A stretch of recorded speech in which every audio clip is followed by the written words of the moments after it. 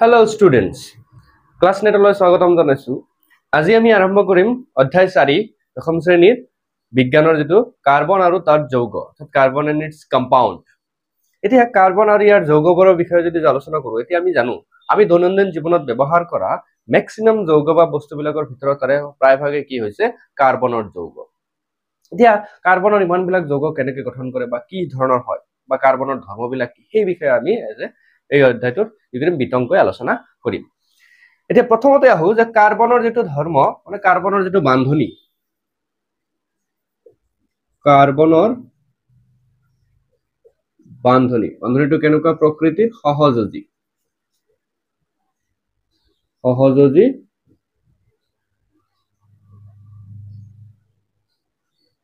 বান্ধনী।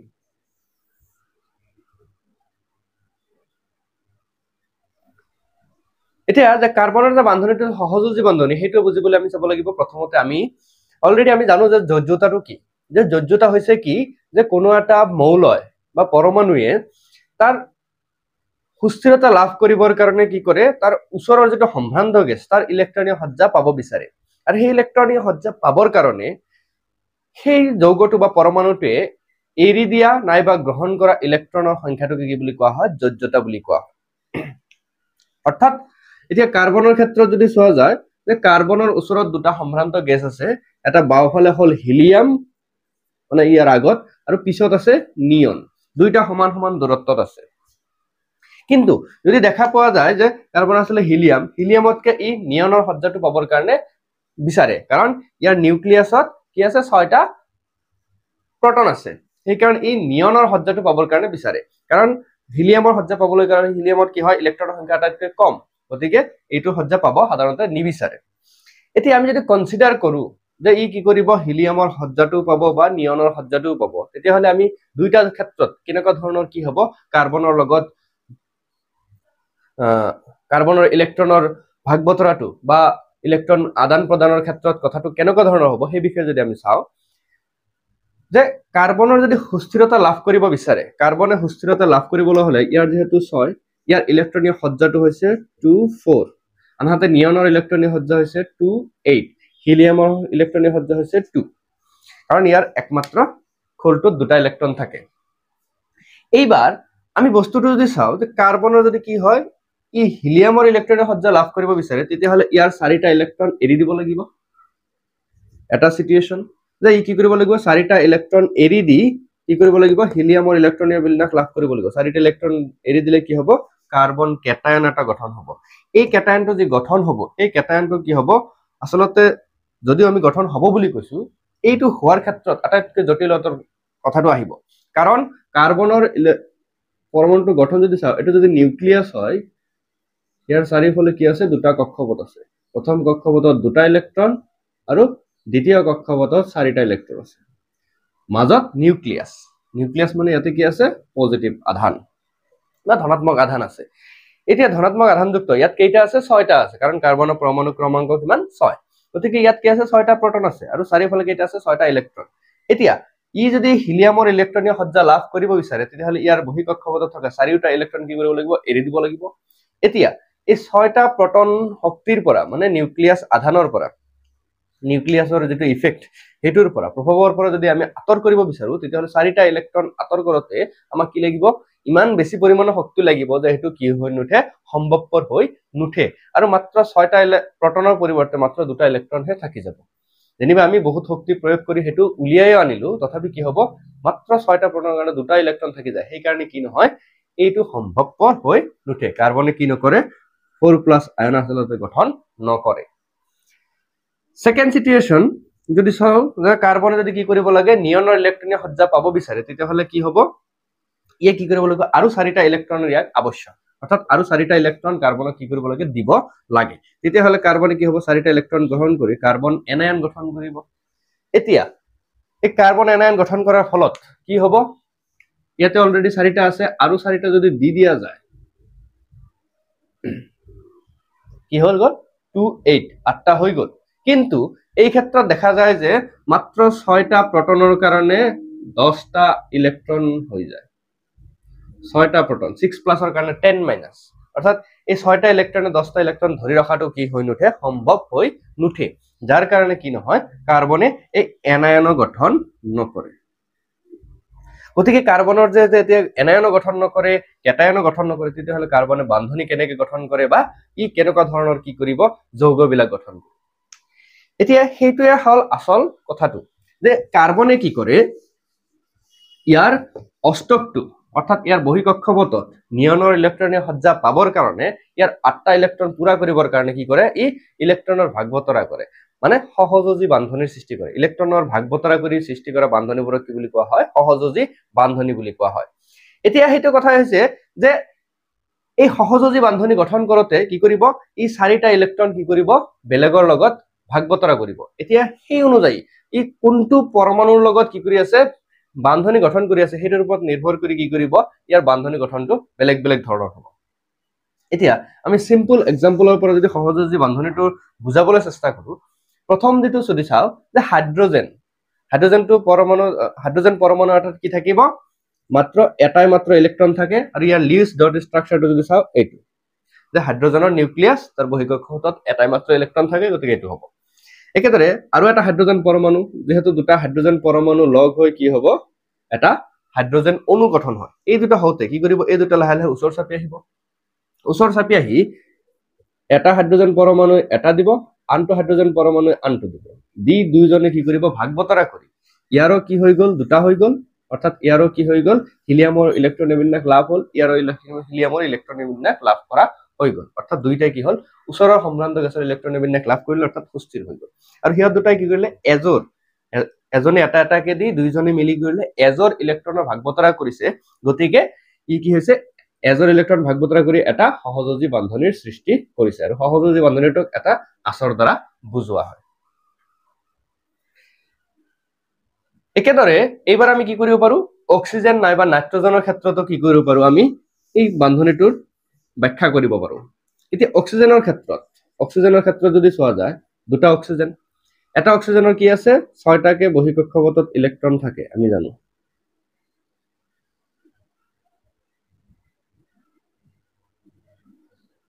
ছয়টাকে কি থাকে, ইলেক্ট্ৰন থাকে। এতিয়া যেতিয়া কি কৰিব, এই দুটা ওচৰ চাপি আহিব, এটা অক্সিজেন আৰু এটা অক্সিজেন, দুইটা যেতিয়া ওচৰ চাপি আহিব, ইহঁতে কি কৰিব, ইহঁতে দুটা দুটাকে অৰ্থাৎ দুজোৰ ইলেক্ট্ৰন কি কৰিব, ভাগ বতৰা কৰিব, আৰু ইহঁতৰ জোৰা জোৰা দুটাকে থাকি যাব।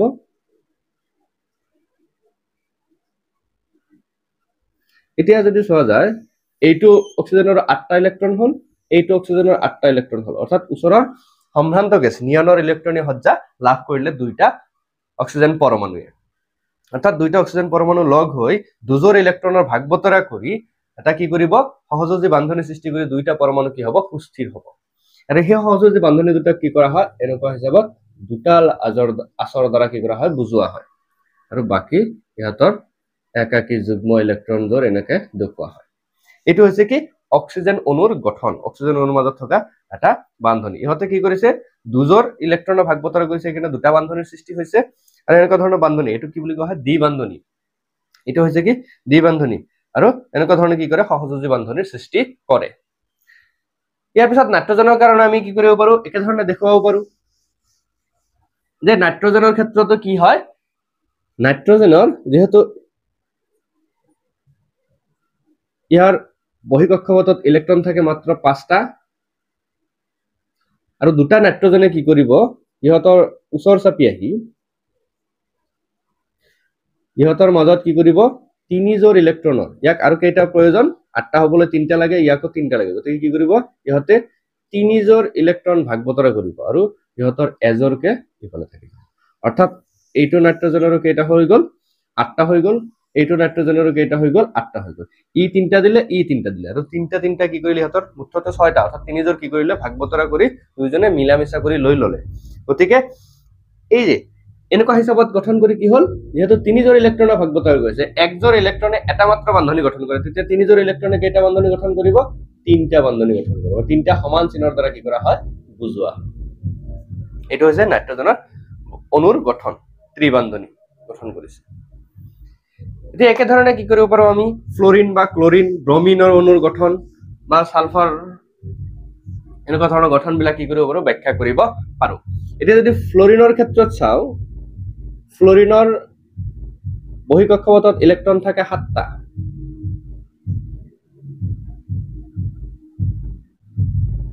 গতিকে ইহতক অষ্টক পুৰা হবলৈ মাত্ৰ এটা ইলেক্ট্ৰন লাগে গতিকে দুইটাই কি কৰিব এজৰ ইলেক্ট্ৰন কি কৰিব ভাগ বতৰা কৰিব বাকি সিহতৰ 6টাকে নিজা ইলেক্ট্ৰন থাকিয়ে যাব এজৰ ইলেক্ট্ৰন ভাগ বতৰা কৰি কি হল ইয়াৰো 8টা হৈ গল ইয়াৰো 8টা হৈ গল আৰু ফ্লোৰিনৰ মাজত এটা এক বান্ধনী গঠন হয় আৰু ভাগ বতৰা কৰি গঠন কৰা বান্ধনীবোৰক কি বুলি কোৱা হয় সহযোজী বান্ধনী বুলি কোৱা হয় এটো হৈছে কি ফ্লোৰিন অণুৰ গঠন এইবাৰ যদি আমি চাও যে কি হয় কাৰ্বনৰ লগত এতিয়া কাৰ্বনে কেনেকুৱা ধৰণৰ বান্ধনী গঠন কৰে তে কাৰ্বনে ইয়াৰ চাৰিফালে অৰ্থাৎ বহিঃকক্ষপথত থকা 4টা ইলেক্ট্ৰনক কি কৰিব ই 4টা ইলেক্ট্ৰনৰ আৱশ্যক হয় ই কি কৰিব কাৰ্বনে কাৰ্বনৰ নিজৰ লগতো কি কৰিব পাৰে বান্ধনী গঠন কৰিব পাৰে বা অন্য পৰমাণুৰ লগতো কি কৰিব পাৰে বান্ধনী গঠন কৰিব পাৰে ফৰ এক্সাম্পল আমি যদি কি কৰো কাৰ্বন আৰু হাইড্ৰজেনৰ এটা সিম্পল মৌল আটাইতকৈ সৰলতম যৌগটো হৈছে কি মিথেন অণুটোৰ গঠনটো যদি চাও যে কাৰ্বনৰ কেইটা ইলেক্ট্ৰনৰ আৱশ্যক 4টা ইলেক্ট্ৰনৰ আৱশ্যক গতিকে এই 4টা ইলেক্ট্ৰন পাবৰ কাৰণে কি কৰিব আমি 4টা হাইড্ৰজেনৰ লগত কি কৰিব ই ইলেক্ট্ৰনৰ ভাগ বতৰা কৰিব এই ক্ষেত্ৰত বস্তুটো যদি চোৱা যায় যে 4টা ইলেক্ট্ৰন এনেকুৱা ধৰণৰ আছে আৰু ইয়াৰ লগে লগে কি আহিব 4টা হাইড্ৰজেনৰ এটা এটাকে লব মানে হাইড্ৰজেনৰ দুটা হৈ গল হাইড্ৰজেনৰ দুটা লাগে গতিকে হাইড্ৰজেনৰ সুস্থিৰ আৰু কাৰ্বনৰ 8টা লাগে কাৰ্বনো কি হৈ গল সুস্থিৰ হৈ গল এনেকুৱা হিচাপত কি হ'ব মিথেন অণুটোৰ গঠন হয়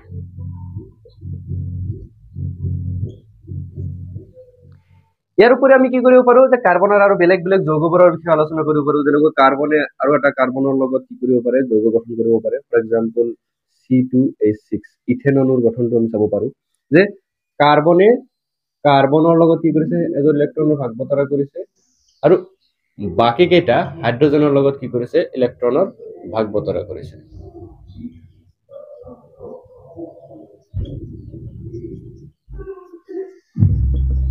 হাইড্ৰজেনৰ দুটা দুটা দুটা দুটা হৈ গল এইটো হাইড্ৰজেনৰ দুটা এইটো হাইড্ৰজেনৰ দুটা আৰু এইটো কাৰ্বনৰ এই 8টা এইটো কাৰ্বনৰ কাৰণে এই 8টা গতিকে এইখিনি হৈছে কি আমাৰ মিথেন অণু ইথেন অণুটোৰ গঠন ইথেন এই ক্ষেত্ৰত কি কৰিছে কাৰ্বনে কাৰ্বনৰ লগতো কি কৰিছে ইলেক্ট্ৰনৰ ভাগ বতৰা কৰি বান্ধনী গঠন কৰিছে গতিকে এনেকুৱা ধৰণৰ কাৰ্বনে কি কৰিব পাৰে সহযোজী বান্ধনী ইলেক্ট্ৰনৰ ভাগ বতৰা কৰি সহযোজী বান্ধনী গঠন কৰি বিভিন্ন প্ৰকাৰৰ কি কৰিব পাৰে যৌগ গঠন কৰিব পাৰে এতিয়া সেই অনুযায়ী ইয়াৰ কাৰ্বনৰ যেটো আসল যেটো ধৰ্ম যে ইয়াৰ কি হৈছে ভাৰ্সেটাইল ক্যাৰেক্টাৰ বা বহুদা গুণযুক্ত যে হয় ইয়াৰ মূল দুটা প্ৰপাৰ্টিৰ ওপৰত নিৰ্ভৰ কৰে এক নম্বৰটো হৈছে কি যে কাৰ্বনৰ যেটো চতুৰ্যোজ্যতা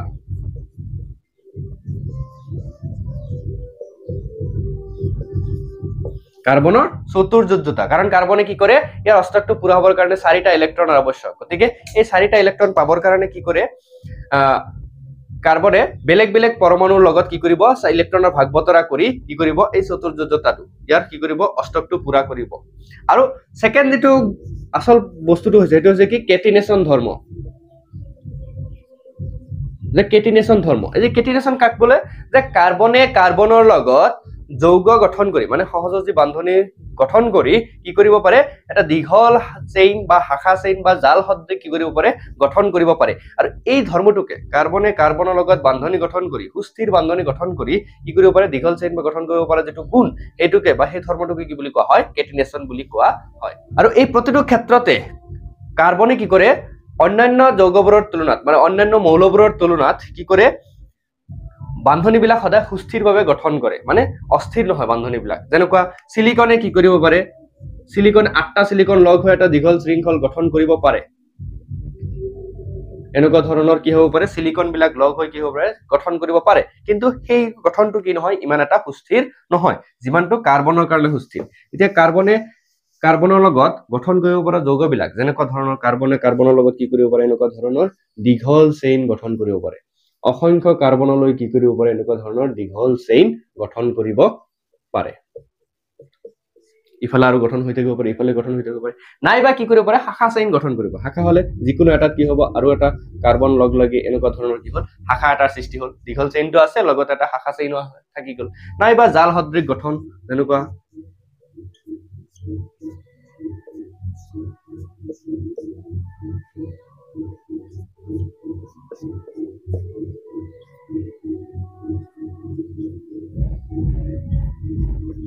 এনেকুৱা জাল সদৃশ গঠন কি কৰিব পাৰে কাৰ্বনে গঠন কৰিব পাৰে গতিকে এই ধৰণৰ কি হ'ব জাল সদৃশ গঠনৰ কাৰণে এনেকুৱা গঠনটোৰ হোৱাৰ কাৰণে মূল যেটো ধৰ্ম হেতু হৈছে কি কেটিনেশন আৰু কেটিনেশনৰ প্ৰভাৱত কি কৰিব পাৰে কাৰ্বনে বহুত ধৰণৰ যৌগ গঠন কৰিব পাৰে এতিয়া কাৰ্বনৰ অৱৰূপৰ ক্ষেত্ৰত যদি চোৱা যায় যে কাৰ্বনৰ অৱৰূপ আমি কিটা পাও কেইবাটা অৱৰূপ পোৱা যায় তাৰ ভিতৰত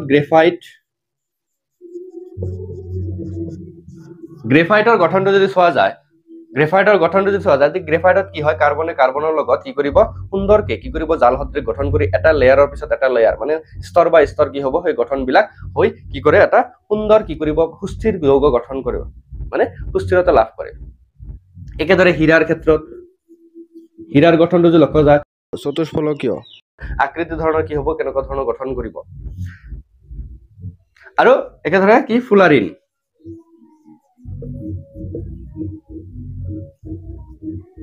ফুলাৰিনৰ গঠন কি হ'ব একে ধৰণৰে কি হয় একদম সুন্দৰ গঠন সৃষ্টি কৰে গতিকে ফুলাৰিনত কি হ'ব কাৰ্বন 60 কাৰ্বন 70 কাৰ্বন 120 এনেকুৱা ধৰণৰ কেইবাটাও কি আছে ফুলাৰিনৰ গঠন আছে আৰু এটো কি দেখা যায় ফুটবল বলৰ নিচিনা সেইকাৰণে কি কৰা হয় আৰু প্ৰথম যেটো ফুলাৰিন হেতু কোনে আৱিষ্কাৰ কৰিছিল বাকমিনিষ্টাৰ নামৰ এজন সাইন্টিষ্টে গতিকে তেওঁৰ নামেৰে হেতু নামকৰণ কৰা হয় যে বাকমিনিষ্টাৰ ফুলাৰিন বুলি গতিকে এই গুটেটোত কি কৰা হয় কাৰ্বনৰ যেটো বান্ধনীবিলাক সেই বান্ধনীবিলাক সহযোগী বান্ধনীবিলাক সদায় কি হয় সুস্থিৰ হয় আৰু এই হিচাপত কি হ'ব কাৰ্বনে বহুতো কি কৰিব পাৰে যৌগ গঠন কৰিব পাৰে